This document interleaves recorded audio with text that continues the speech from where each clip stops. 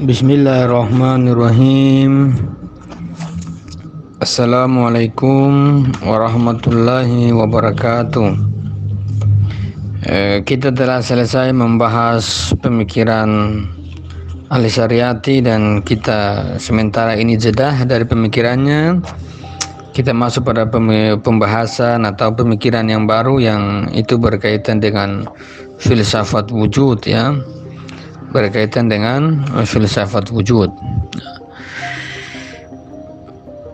Dan hal ini insya Allah kita akan bahas sekitar 4-5 pertemuan berkaitan dengan ontologi dasar.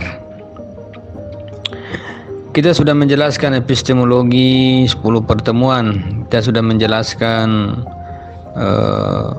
pemikiran Al-Syariati dan Mutahari, dan itu semua secara sistematik, dan itu semua secara struktur, dan satu pembahasan ke pembahasan yang lain itu saling melengkapi dan saling memasuki ataukah saling dimasuki. Hal yang sama kita terkait dengan yang disebut dengan ontologi, ya.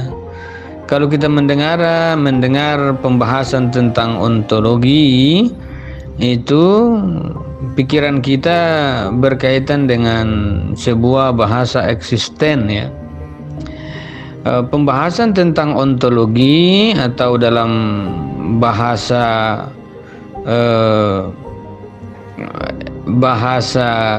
filsafatnya disebut dengan eksisten, ya, eksistensi. Kata tentang eksistensi ini bermakna banyak, ya, bermakna banyak. Dalam dunia Islam, pembahasan tentang eksistensi atau kita sebut dengan ontologi, ilmu tentang keberadaan, ini juga mengalami sebuah perkembangan dan perdebatan. Hal yang sama ketika kita komparasikan dengan pemikiran Eropa, kita juga melihat bagaimana dinamisasi pemikiran tentang dalam bahasa Arab disebut dengan wujud, dalam bahasa filsafat disebut dengan, bahasa Inggris disebut dengan eksisten, ya. Kalau kita melihat teori eksistensi dari Jean-Paul Sartre, kita melihat bagaimana beliau mendudukan bahwa eksisten itu berlaku bagi manusia, ya. Bahwa manusia yang menentukan eksistensinya. Jadi kalau kita melihat eksistensi dari Sartre, eksistensialismenya itu berkaitan dengan manusia. Selain dari itu adalah sebuah esensialitas, ya. Mereka tidak bisa menentukan wujud mereka. Kalau kita mengatakan batu, ya, kalau kita mengatakan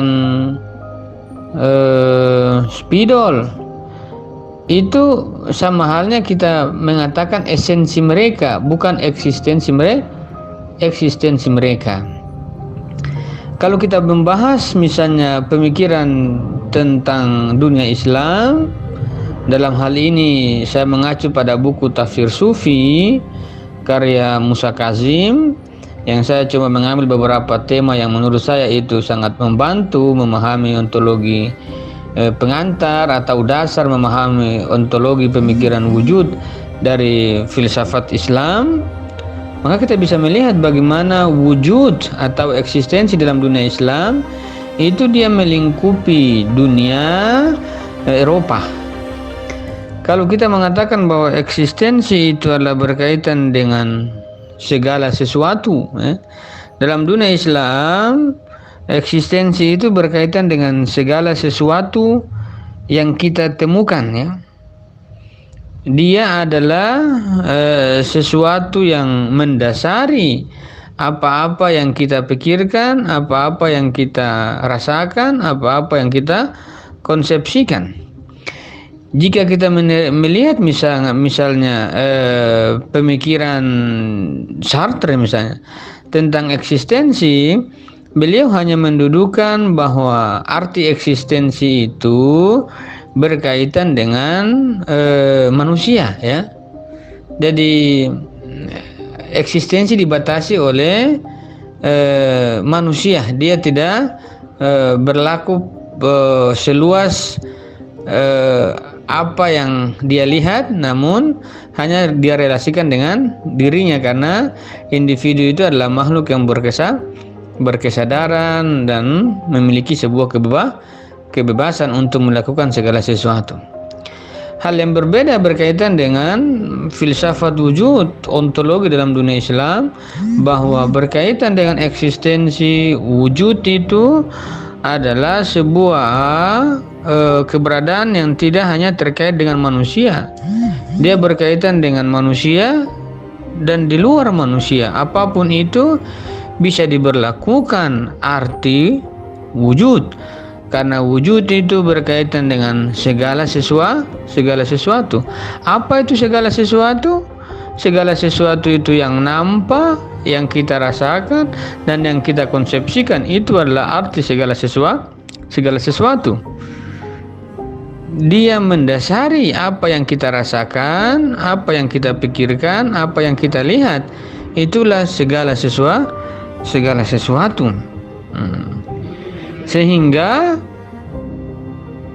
kemendasaran eksistensi dari apa yang kita lihat dan yang kita rasakan, maka wujud ini, eksistensi ini dalam dunia Islam adalah sesuatu yang tidak berkategorisasi, sesuatu yang tidak memiliki diferensia, sesuatu yang tidak memiliki genus, sesuatu yang tidak memiliki spesies. Karena mau genus, spesies, diferensia dan selainnya itu adalah sebuah pemahaman yang dibangun atas dasar wujud, atas dasar eksistensi. Jadi tanpa wujud, tanpa eksistensi, maka segala sesuatu tidak bisa diketahui, segala sesuatu tidak bisa didefinisikan.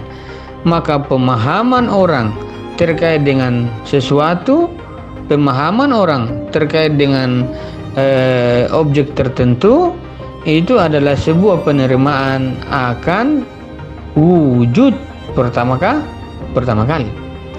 Bagaimana kita bisa memahami arti buku? Bagaimana kita bisa memahami arti pulpen? Bagaimana kita bisa memahami arti alam semesta kalau sejak awal kita tidak meletakkan arti wujud pada segala sesuatu? Sehingga wujud itu dalam arti segala sesuatu, dia tidak dibatasi oleh apapun. Dia berlaku oleh manusia, berlaku hewan, dan berlaku pada ketuhanan. Jadi kalau saya mengatakan manusia itu ada, lampu itu ada, kambing itu ada, Tuhan itu ada, dari segi wujud itu adalah sama. Jadi kita tidak bisa mengatakan bahwa Tuhan itu berbeda dengan kambing, Tuhan itu berbeda dengan manusia, Tuhan itu berbeda dengan selainnya, karena perbedaan-perbedaan itu pasti adalah berkaitan dengan sebuah rasionalisasi, kategorisasi yang dibangun. Namun kalau kita melihat sandaran awal itu semua diletakkan dalam tafsir wujud, maka tidak ada perbedaan antara manusia dengan selain manusia, dan selain manusia dan selain-selainnya, karena dia adalah segala sesuatu yang nampak lebih awal dari apa yang kita pahami.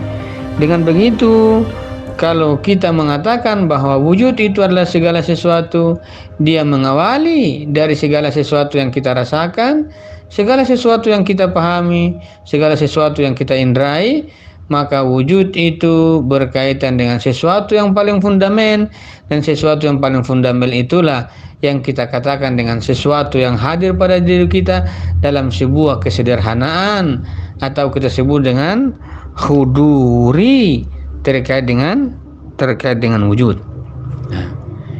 Oleh karena itu, jika kita sudah artikan bahwa wujud itu adalah segala sesuatu, segala-galanya adalah terkait dengan wujud, pertanyaan kemudian, lantas di mana itu ketiadaan? Sesuatu yang tidak ada, ketika kita mengatakan bahwa ini ada, semua ini ada. Lantas di manakah ruang ketiadaan?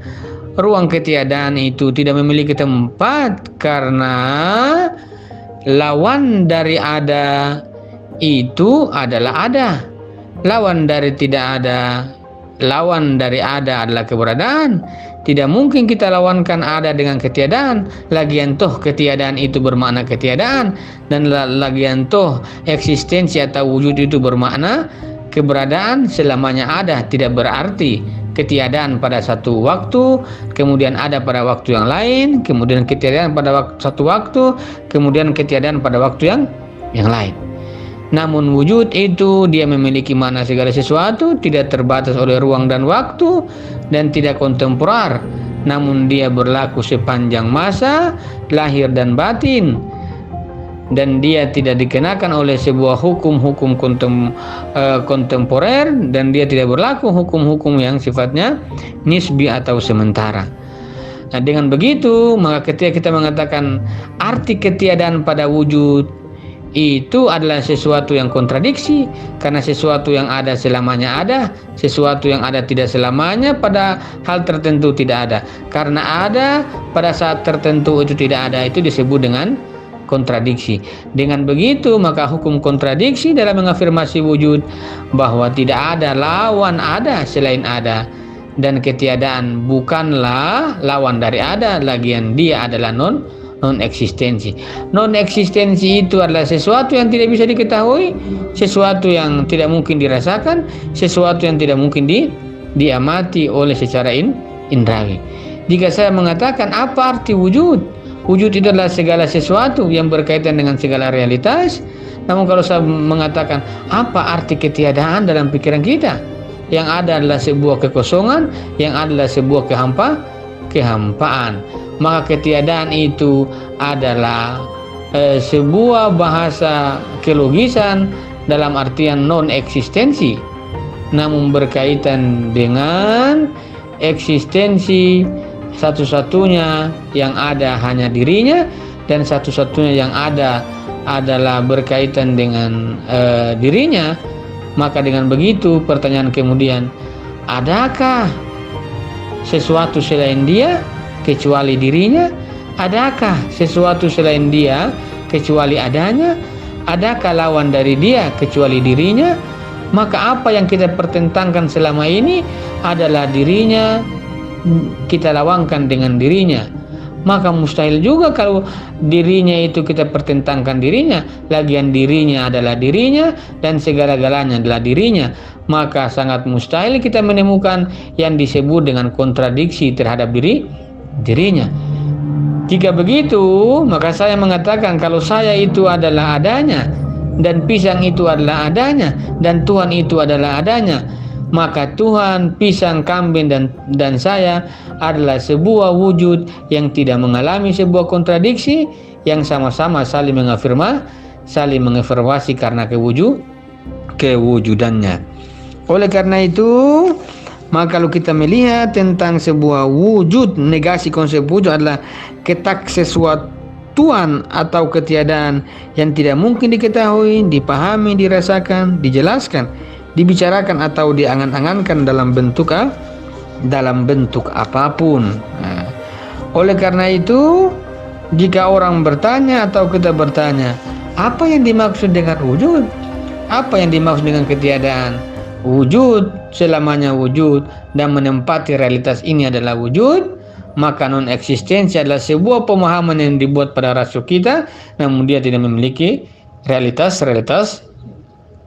eksistensi pada realitas yang kita pandang. Nah, oleh karena itu, karena wujud inilah sesuatu yang mendasar. Kalau memang sesuatu yang mendasar adalah keberadaan, maka segala sesuatu itu pasti tumbuh, sesuatu itu pasti nampak, sesuatu itu pasti nyata karena keberadaan. sesuatu itu didasari oleh keberadaan eksistensi, maka segala sesuatu itu bisa berlaku oleh apapun, dimanapun dan kapanpun. Dengan begitu, ketika kita mengatakan pada pemikiran Sartre, ketika Sartre mengatakan bahwa eksistensi itu berkaitan dengan manusia yang menentukan eksistensinya, karena yang lain itu hanya ditentukan oleh esensinya, di satu sisi benar ketika ada sebuah proses kemerdekaan dan kebebasan. Namun berkaitan dengan eksistensi dalam dunia Islam, hatta apapun mau memiliki kebebasan, mau memiliki nilai ikhtiari, mau memiliki kemerdekaan dan lain sebagainya, tidak menafikan bahwa yang lain juga disebut dengan keberadaan. Karena kita tidak mungkin mengatakan bahwa kucing itu tidak ada, lagian toh dia nyata di hadapan kita, lagian toh dia eksistensi. Kalau memang kita mengatakan bahwa kucing tidak ada atau harimau tidak ada, coba-coba sekali-kali masuk kandang singa, sekali-kali masuk kandang harimau. Jika kita hanya mengatakan bahwa kita adalah hanya manusia yang eksis, ataukah hanya Tuhan yang eksis, namun selain itu tidak eksis, maka sekali-kali kita bertamu, sekali-kali kita menjamu harimau atau singa kelaparan dalam kandangnya.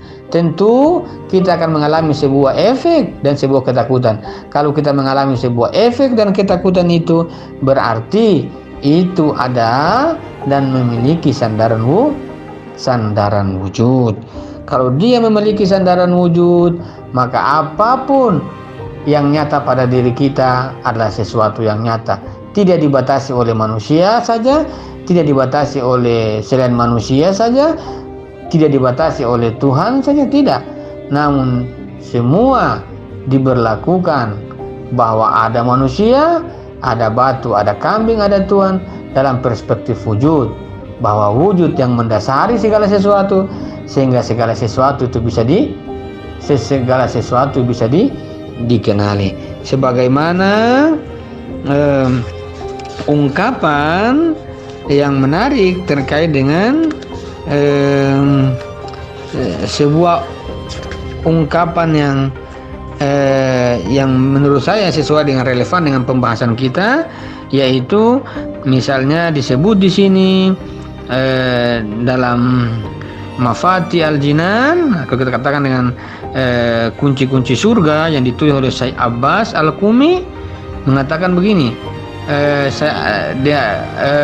artinya, ya Allah, perkenalkanlah daku kepada dirimu. Sesungguhnya bila engkau tidak memperkenalkanku kepada dirimu, maka aku tak akan mengenal utusanmu. Ya Allah, perkenalkanlah daku kepada utusanmu.